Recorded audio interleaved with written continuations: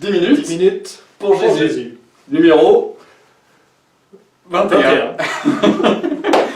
Chers frères et sœurs, je vous présente le Père Lionel de Wavrin, qui est en transit. Voilà, je suis du diocèse de Lille. Exactement. On est bien content de l'accueillir par chez nous. Il vient rencontrer l'EAP. L'EAP, c'est l'équipe d'animation de la paroisse. En fait, c'est le prêtre et les laïcs en charge d'animer la vie de la paroisse. Et donc, tu viens nous parler de plein de trucs ce soir. Mais comme il était là, je lui ai dit, viens Père Lionel, J'ai un peu résisté. Il a un peu résisté.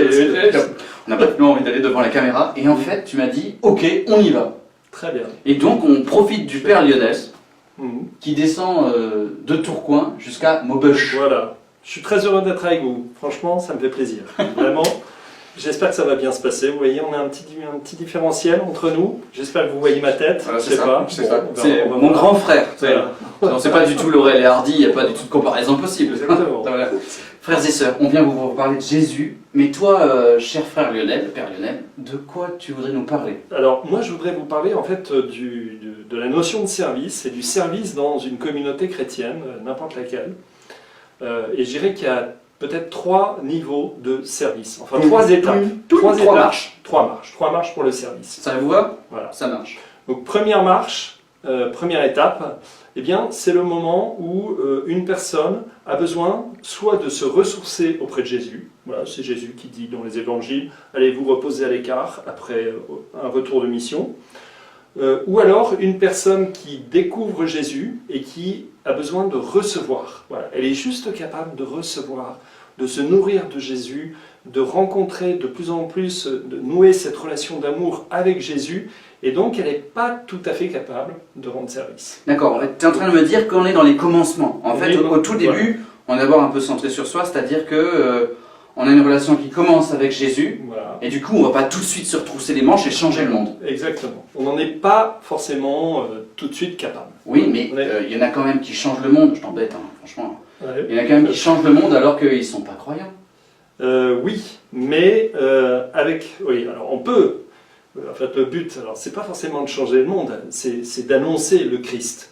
Et pour annoncer le Christ, il faut d'abord se remplir du Christ. Ah là, Voilà. Donc, il est très missionnaire, le Père Lionel. Donc, voilà. Donc c'est un peu, oui, j'ai essayé, mais enfin, j'y arrive pas toujours. Mais on essaie, et c'est l'essentiel. Premier Voilà. niveau, on accueille le Christ. On accueille le Christ. Deuxième étape. Deuxième étape, en fait, une fois qu'on a accueilli le Christ, on se rend compte que on ne peut pas garder ça pour soi et on se met au service des autres de plein de manières différentes. Mais dans ce moment-là, souvent, ça n'est pas encore un service complètement gratuit. C'est un service à partir de ce dont j'ai envie, ce qui me fait plaisir.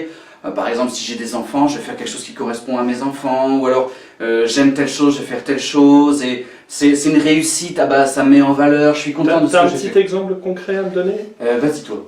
Par exemple, moi je pense que c'est une personne qui a des enfants, qui en âge d'être catéchisé, eh bien elle va se lancer dans le caté. Voilà.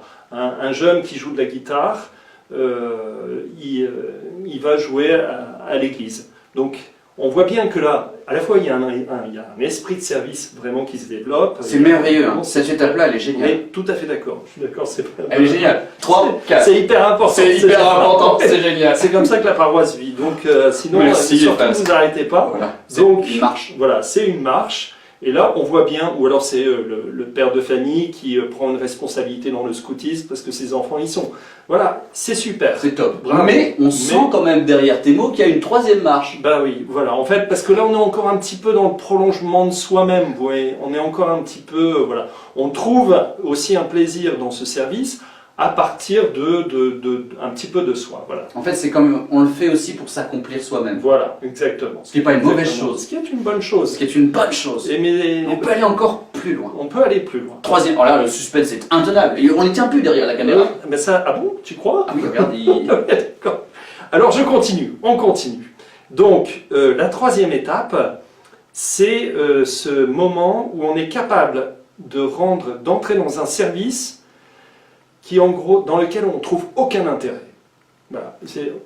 On ne trouve pas d'intérêt personnel. Ah, pour soi. Voilà. On ne trouve pas d'intérêt pour soi.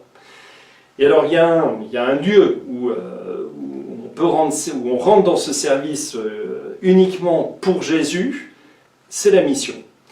Parce que c'est un moment là où on rentre dans un service où il y a de l'amertume, il y a de la crainte avant d'y aller, il y a parfois des coups à prendre, voilà, enfin des choses, voilà, des gens qui vous disent non, en fait donc, ça ne nous intéresse pas, ça si nous vous racontez. voilà, moi je suis pas fait pour ça, enfin ça m'intéresse pas. Exemple, tout simple, si vous vous mettez à faire du porte-à-porte avec votre curé qui vous emmène, votre curé vous propose d'aller faire des visites à domicile chez les gens, eh bien vous avez peur d'y aller, vous prenez des portes, quelquefois, voire des rebuffades, voilà, donc on sent que là, on est dans un service... Ça sent le vécu, les frères et sœurs. Ça sent le vécu, effectivement.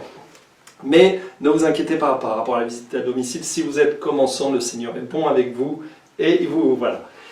Bon, vous voyez, mais là, on bascule dans un service qui est beaucoup plus... ingrat. Plus ingrat, voilà. Alors on me dit, mais quel intérêt de faire ce service-là? Et bien justement, frères et sœurs, à un moment, l'amour est gratuit. Dans la dernière marche, c'est l'amour, voilà, c'est notre bon Jésus. Ouais, on avance en eau profonde. C'est-à-dire on connaît plus là. On se jette à l'eau dans quelque chose de un peu qui nous paraît un peu obscur, un peu voilà, mais on y va avec le Seigneur. Ouais. Voilà. Donc et alors surtout, en fait, il y a un énorme, je veux dire, bienfait pour soi, c'est que on n'a plus de plaisir à rendre service par rapport à soi, par exemple quelqu'un qui joue de la musique à l'église, c'est super, on est d'accord. Eh bien, il trouve un plaisir à jouer cette musique. Et heureusement qu'ils sont là, parce que franchement sans Voilà. jeu c'est moins sympa. Vraiment, c'est important. Mais il y a une marche supplémentaire. Voilà. Mais il y a une marche Mais supplémentaire. dans le service où ingrat, dans cette troisième marche, à ce moment-là, on n'est plus dans un plaisir personnel, humain, on reçoit la joie de Dieu. Ouais. Voilà. Et alors là, ça vous explose le cœur. Vous partez dans ce service un peu en pleurant. Le curé nous demande encore un truc, on en a marre. Exactement, surtout qu'ici, je crois qu'on vous demande beaucoup. C'est génial, c'est génial, j'encourage. Mais on part en pleurant, mais on revient dans la joie. Avec une joie incroyable, parce qu'en fait, on rentre dans la joie de Dieu. Vous voyez, Dieu nous connaît, quoi. Il sait bien que...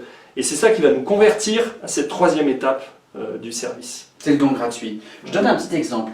En fait, j'avais lu un livre de la sœur Emmanuelle. Donc, sœur Emmanuelle, les chiffonniers du Caire, pour ceux qui ne savent pas, une religieuse qui s'est mise au service vraiment des plus pauvres. Là, le service hyper concret. En fait, aider les pauvres, très rapidement, on se rend compte que c'est pas du tout romantique. Hein. C'est vraiment... Et elle disait, elle écrivait dans son livre, je me rends bien compte que l'amour n'est jamais complètement gratuit, n'est jamais complètement pur. Et on sent chez cette femme qui a essayé de donner son cœur toute sa vie, hein, Yallah! Et bien en fait, il y a toujours une part de recherche de nous, mais plus on essaye de se donner dans des activités, dans l'amour quotidien, plus le Seigneur nous purifie. Et donc en fond, c'est aussi un cadeau de Dieu, peu à peu, d'aimer gratuitement. Oui. Je ne vais pas être gratuite tout de suite, et le Seigneur nous travaille. On n'en est pas capable d'aimer totalement gratuitement. On a besoin, voilà, et le Seigneur le sait, et donc en fait, il nous comble autrement. En fait, voilà. Il nous comble pas humainement, il nous comble autrement. Voilà. Alléluia. Alléluia. Merci beaucoup Père Lionel. Voilà. C'est pas évident de parler devant la caméra. Messieurs et mesdames, applaudissements pour le Père Lionel. Merci. On vous souhaite une bonne soirée. Ciao. Merci.